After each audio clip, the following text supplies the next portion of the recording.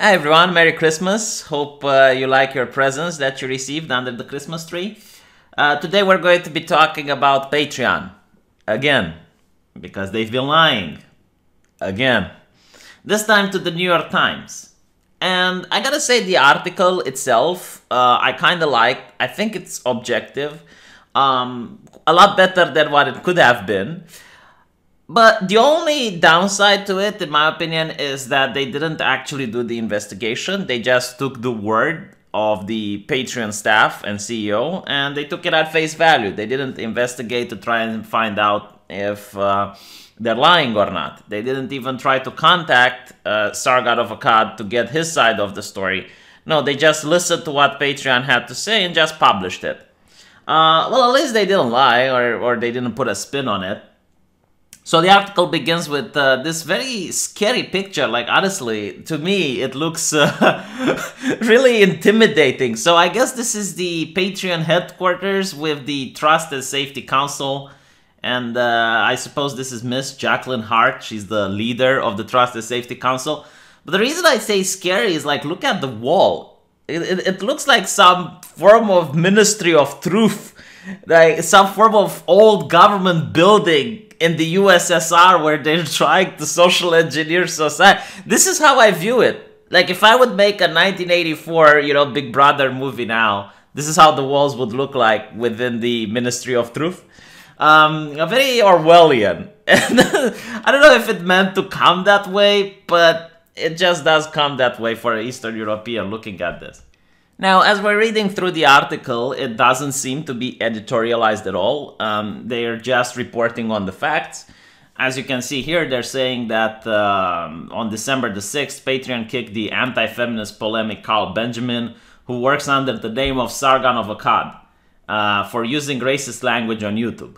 The same week, it removed the right-wing provocateur Milo Yiannopoulos a day after he opened an account. Now, Jordan Peterson on Twitter, when he heard that Sargon of Akkad was described as an anti-feminist, he went like, he posted on Twitter, the thing is, like, they could have called him much worse. At least it's not a Nazi, at least it's not far-right, it's not white supremacist Carl Benjamin, so I guess it's a huge step up for the mainstream media, and also look at Milo, right? They're not calling him like outright leader or whatever. Proud Boys sympathizer. So this is like why I think that the article is quite fair.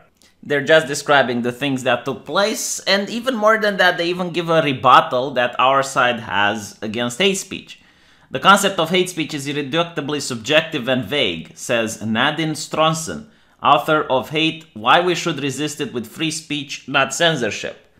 So this is a new one. Like usually they don't take any points from our side and provide them to the public. So I was very pleasantly surprised to see this. All in all, they're not calling the people that Patreon is kicking off to be radicals, Nazis, or anything like that.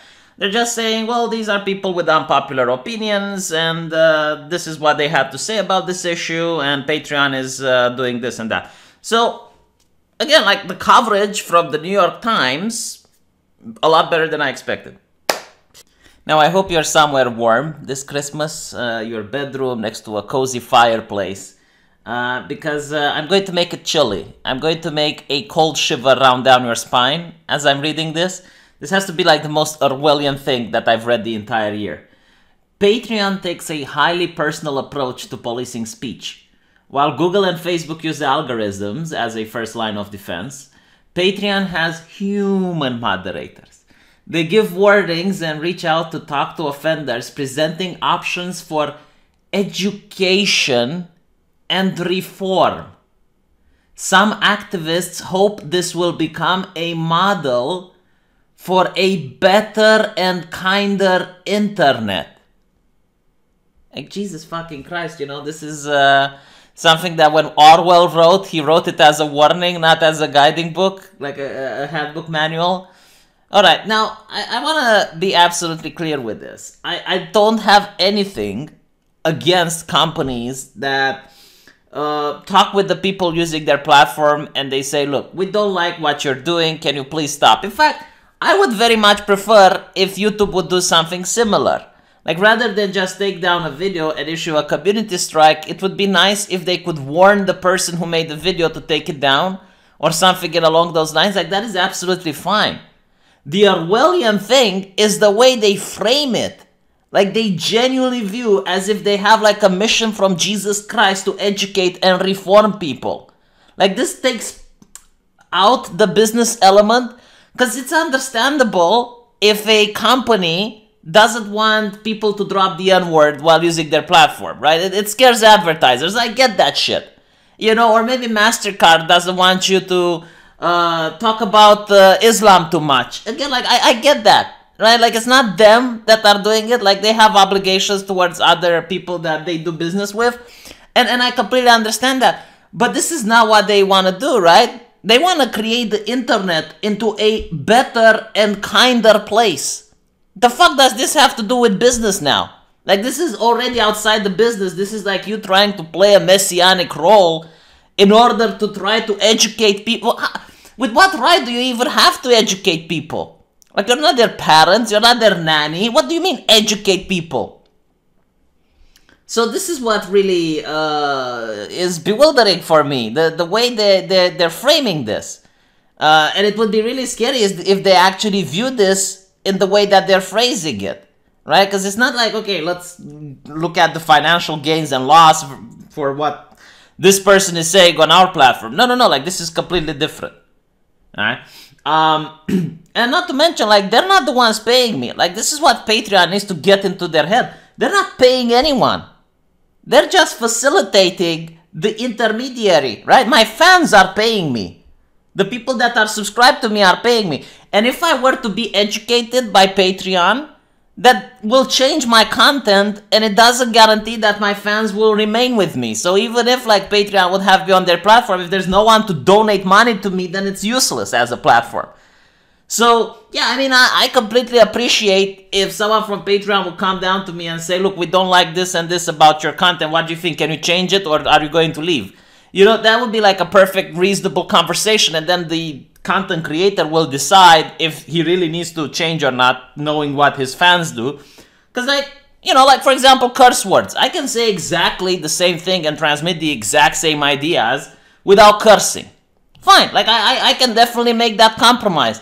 But if they were to say you're not allowed to talk about this subject at all, like you're not allowed to support Donald Trump, I would be like, well, I'm sorry then, I'm going to have to leave, right? It's like different conversation, depending on what exactly do they want. And the thing with, like, kinder internet, it's like, do people really want kinder? When did you hire the soccer moms to run your company? Like, what about, like, people who like strife, people who like a little bit of shit talking, people who like a little bit of mischief on the internet? What is their market? Why do they not have a place there? But anyway, right, so this is one of the things that they're saying. Another thing that's really scary is the idea of, like, the human element, like the way they're trying to sell the culture of dread, the culture of terror, as the historian calls the communist culture under the Iron Curtain. It was a culture where anyone was a snitch. Like, literally, any opinion that you said, you had to be very careful, because you didn't know if the person you're saying to is someone that's going to snitch you for the government, right? Like, the communist government didn't have enough microphones and enough people to hire in order to police the entire country, so they relied on snitching. And again, like, you could have had, like, a negative opinion against communism, and you would say it in your own house, but your kid could hear it. He could replicate it at school, and then the teacher would hear it. The teacher would call the principal would call the secret police, and all of a sudden you are arrested. And not to mention, like, they keep saying, oh, like, Google and Facebook uses algorithms. Yeah, because Google and Facebook just police stuff on their platform. And by the way, I'm making this video in 2018. Like, maybe when you're watching this might change. You know, I definitely think it will change. But right now, okay, as we're talking, like, Google and Facebook at least polices things on their platform. But in the future, you know, like, that might change. Patreon, however, polices things all over the internet. Like, they can't even have an algorithm for that. Right? Like, they can't have an algorithm to police what you do in your Twitter DMs. So they rely on snitching. Like, they legitimately want people to be afraid to talk about things. So, for example, if I have a Patreon account, right? If I contact like a lady and I say, you know, some rude things to her, she can actually take that and send it to Patreon, even though it was a private conversation. Like, this is all relevant as fuck. Like, of course people are leaving Patreon and they're feeling unsafe, right? Now then, again, like, they talk about the fact that they have an appeal, which is completely unfair. It's like, look, the person who passes judgment can't pass the appeal. No legal system allows that. The judge that passed the sentence is not going to be the same one presiding over your appeal, because that's a mistrial. And then they keep saying about, the human element. Look, our judicial system has the human element, all right? Like, we do have judges. Our judicial system is built around fairness. So if you want something, you can inspire yourself from it. But instead, they're not inspiring themselves from it, because all their rules are completely arbitrary. They're very ambiguous. And the person that's going to sentence you is the same person that's going to decide over your appeal. And this is why, as far as I know, Patreon has like 100% conviction rate. Right? If you're a person that Patreon managed to forgive you after an appeal, let me know. But I'm unaware of a single person that managed to successfully. But the ridiculousness of the statements don't end here. Then they talk about that simply having human moderators has changed its user behavior more than simply deleting accounts, Ms. Hart said. We handhold creators and we work with them one-on-one, and nearly every creator reforms. What is it with this language? Like, are you treating creators like children? Are you their nanny? We handhold create like you're fucking better than them. Honestly, how can I look at this and don't see that you are fucking better than them? Like, this is not how a business talks. This is more like some, you know, like the school principal would talk with my mom. It's like, yeah, you know, some kids that are delinquents, yeah, our teachers handhold them and teach them to be better in society. It's almost like Patreon is this institution that knows better than everyone, and is going to issue correction and try to get people to reform. It just like makes me shiver. I don't know how else I can put it. Like, what the hell am I reading? Jesus. A competitor can't come fast enough. But then they also talk about like something even more that's bewildering.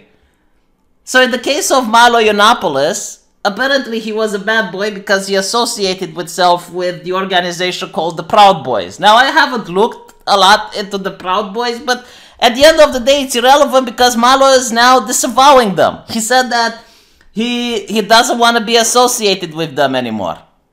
And apparently this is not enough for Patreon because they say they don't believe that the apology was sincere. How the fuck can you even measure sincerity? What is the sincerometer that you've discovered? And what is the measure unit, the international measure unit for sincerity? Are we using Jacqueline Hart? Hearts? Like, you are only 40 decahertz of sincerity in your apology. So I guess, like, if I ever get into trouble, I should hire a PR person to teach me how to write a sincere apology. Like, what? And not to mention, like, what the fuck does it matter if it's sincere or not? Like, you're a business, right? As long as the person apologizes and doesn't do it again, you as a business should be happy with it. But no, like, now you're trying to peer into the human soul. Like, you're trying to peer into his body. Like, did he apologize for real? Or is he just pretending? It's like, well, what does it matter? If he's going to stop associating with those people, right? He gave you his word that he's not going to associate with those people. It should be enough for you as a business. Like, it should... No, apparently not. And then they go on and they outright lie. So apparently they talk about that... the company told Mr. Benjamin that it would freeze his account on December 6th. No, that's not what you did. You took it down. Like, you constantly talk about, like, people you reformed. I'm yet to know a single person that got reformed by Patreon. Like, I genuinely think they pulled that out of their ass. I don't know of a single person that won an appeal. Secondly, you did not issue any warning, or you did not have the human element. No, you took down his Patreon, and then you asked him to prove that he is not a racist. Like, how the fuck is he going to do that?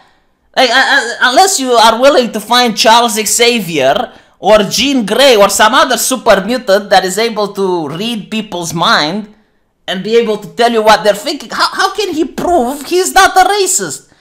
Like, what do you want him to do? To go out in the street and take picture with black people like that? That probably wouldn't work. Maybe bury a black man, huh? Probably not either, because even Milo is a racist. I don't know. Like, I genuinely don't know. Like, what do you expect? And this is like the thing that Jacqueline answered. It's like, how can he prove he's a racist? Oh, well, no, we wanted an apology. And this is all the only thing that it comes down to, the apology, right? I don't think for one single second that they are going to take an apology. It's going to be the exact same like Milo, no matter how much you want it. Like, you can make an apology that people will fall down on their knees and burst into tears like when Kim Jong-il died.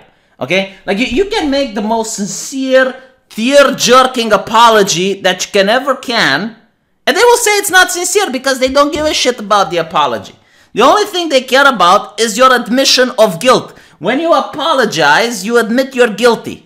And then they can move over with the prosecution. They wouldn't even try to go back to the Anita Sarkeesian case or, embarrass themselves or contradict themselves so many times and be so frustrated in the press. Because if Sargon would have admitted and apologized, then no one could have defended him. It's like the moment you try to defend Sargon, it's like, what are you doing? Like, even he admits that he was wrong. Like, he admits that he did something wrong. Look, he apologized, right? That is the whole thing with social justice. And this is why they are livid. They are absolutely fuming that Sargon is refusing to apologize. And here's my statement on this, right? You should only apologize if you feel like it. You should never apologize if you're under pressure. If you're under pressure, apologizing will not make the pressure go away. It will make the pressure worse. Because you're finally coming up and you're admitting your guilt. You're like, yeah, you know what? I fucked up and I know I fucked up and this is why I'm apologizing. And now there's no defense. It's a confession. You basically gave them a confession written in blood. They will remember it forever. So it's an incredibly good thing that Sargon didn't apologize. And even if he apologized and they would accept it, they would like view it as strike one. And the next time you make like even the smallest mistake, it's like then they will bring that back up. And no, so honestly, I genuinely like the fact that he didn't apologize. They also talk about the fact that he used the N-word, but they don't mention in what context they used it. So people who are reading this article for the first time might think that, oh, like Sargon snapped. He snapped and he probably insulted black people. But that's not even like the most bewildering thing, right? Like the most bewildering thing is that they were saying that creator should delete, like he should have deleted that stream. How the fuck can he delete the stream? It wasn't on his channel. It was on a channel ran by a lady named Caitlin Nya. So he doesn't have access to Caitlin Nya's channel. Unless like Patreon wants to talk with Sargon and it's like, look, you need to bribe Caitlin Nya. You need to pay her money so that she deletes the stream. Like that would be like, is Caitlin Nya even for sale? Like, would she even delete it? Like, I don't know. Maybe that they should have got like all three people, Caitlin Nya, Sargon of Akkad, and the owner of Patreon. Like, again, like, why wouldn't this be possible? Using their mentality. Because apparently, like, they control everything on your channel now, right? So they should get Caitlin Nya, they should get Sargon of Akkad and Jacqueline Hart, all in a Skype call or something, and go like, right, gentlemen, right, you're using our platform, you need to delete the stream. Like, you're both our creators, you both need to work it out and delete it, eh? I mean, like, at this logic, they fucking own you. Like, that's pretty much what they're saying here. Like, they own the creators, they own the content on your channel, so you should bend over if they want to. And then they continue to lie. Mr. Benjamin did not respond to attempts to engage him in the reform process. As far as I'm aware, they didn't send any attempts to engage anyone in a reform process. They took down his entire page and left it at that. Like, there was no reform process. And then his response to us when we told him about the reform process was to nitpick and say, I was being anti-Nazi, and Mrs. Hart said, you cannot say these words on our platform. Okay, I really want Mrs. Hart here to go to some of the upstanding black gentlemen that are using the platform and they're engaging in the activity of providing rap music for people's entertainment and using those words without the white, just the 5 stars. I'm generally curious, like, is she going to reform and make the internet a kinder place by making sure rappers don't have that vile word in their lyrics? What do you guys think? And then what's interesting, I'll leave it with that, like the New York Times said, more recently Mr. Benjamin has moved from the fringe towards the heart of the new right. In October, he posted an hour-long interview with Steve Bannon, President Trump's former chief strategist. They never, like, the mainstream media never mentions, like, good things about the people from YouTube, so it's just weird, like, why are they doing this? It's like after years of getting slandered, and me and this political commentary community seeing the mainstream media give it a fair shake, I'm already suspicious, like, what's your angle? Like, what are you trying to accomplish, you know? But no, like, this article apparently is written by Neely Bowles, and no, I appreciate his integrity. The only thing that I would add is that he should have contacted Sargon. Like, if you're writing a piece about someone, and you should have allowed Sargon to have a comment. And also investigate the things that Patreon are claiming, because they pulled a lot of shit from here out from their ass. A lot of misinformation and lies. Let me know what you think. Looking forward for reading from you guys in the comment section.